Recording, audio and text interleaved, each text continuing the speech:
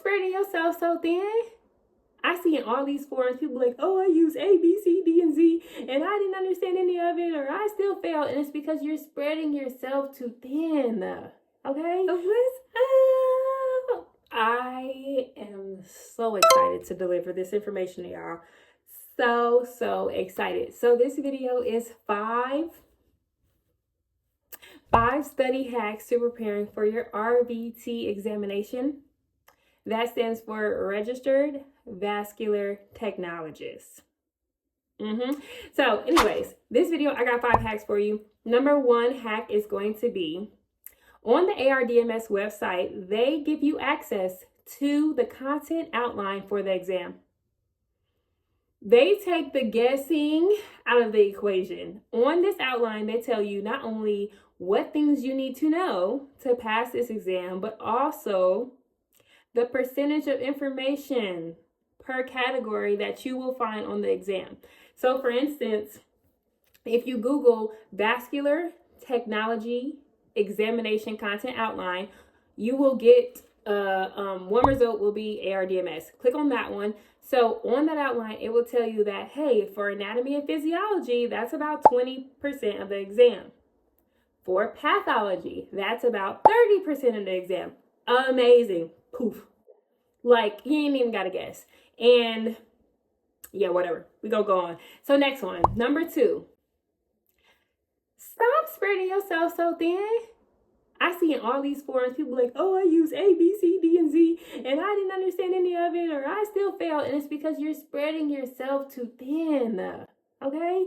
Pick one comprehensive examination review book and pick one medium for giving you practice test questions. Okay?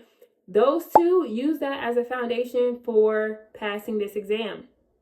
And if you use my RVT in 10 guide, I actually tell you how to use just these 2 mediums to pass. There's so much good information out there. There's so many different people. I'm not even going to start naming them. You guys know the big ones, but just use 2, and I promise that will be all you need to pass, especially if you do the RVT in 10 guide as I recommend.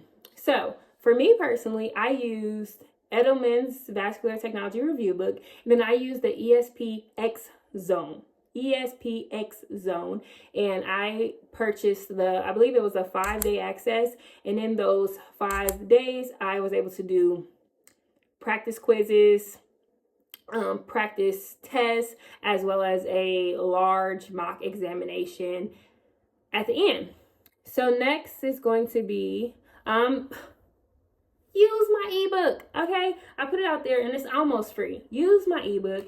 On the ebook, I'm giving you a blueprint how to study and pass the ARDMS, RVT, or any ARDMS or any comprehensive exam test in about 10 days. That's all you need. Use that. Let it be your blueprint.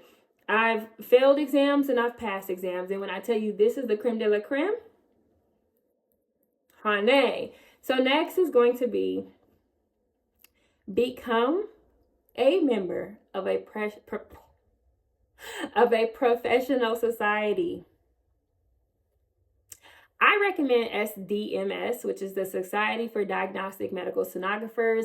That's the society that I recommend, and they offer a lot of things, but one of the things they offer with the annual membership is for you to be able to watch webinars and case studies and things like that.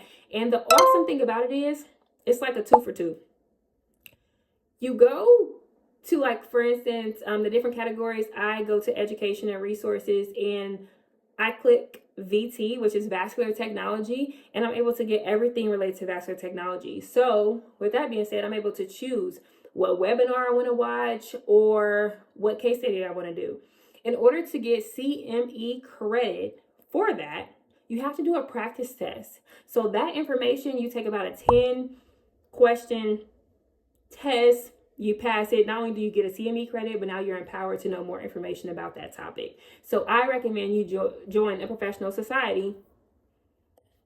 And there's other things that SDMS offers that is just awesome. But this video ain't for that. So we're going to move on to number 5.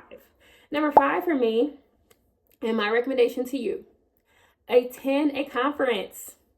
Attend a conference that has vascular speakers, okay? So it doesn't have to be a total vascular conference, but attend one that has vascular speakers. Why? Because this gets you mentally prepared for learning new education. Or learning new information, whatever, you get me. I decided to go to a conference, and the day after that conference ended was the first day of my 10-day study situation to prepare for my RVT exam. It got me fired up. I was excited. I was learning new material. So I was excited to be able to take what I learned at the conference, combine it with what I was going to teach myself over the 10-day period to prepare for my RVT, and then take the RVT. It was a fun way to learn new information, as well as while at the conference, you network with other people. And it's just awesome. Attend a conference. Try to aim to attend a conference every year, because healthcare and ultrasound is always evolving, and you don't want to get left behind in the old times, like in the old way of doing things, okay? So attend a conference. And a bonus is try studying in an environment with a little bit of noise. I know. Crazy, right? No, but for real. The reason I say this is because if you haven't been to a testing center yet,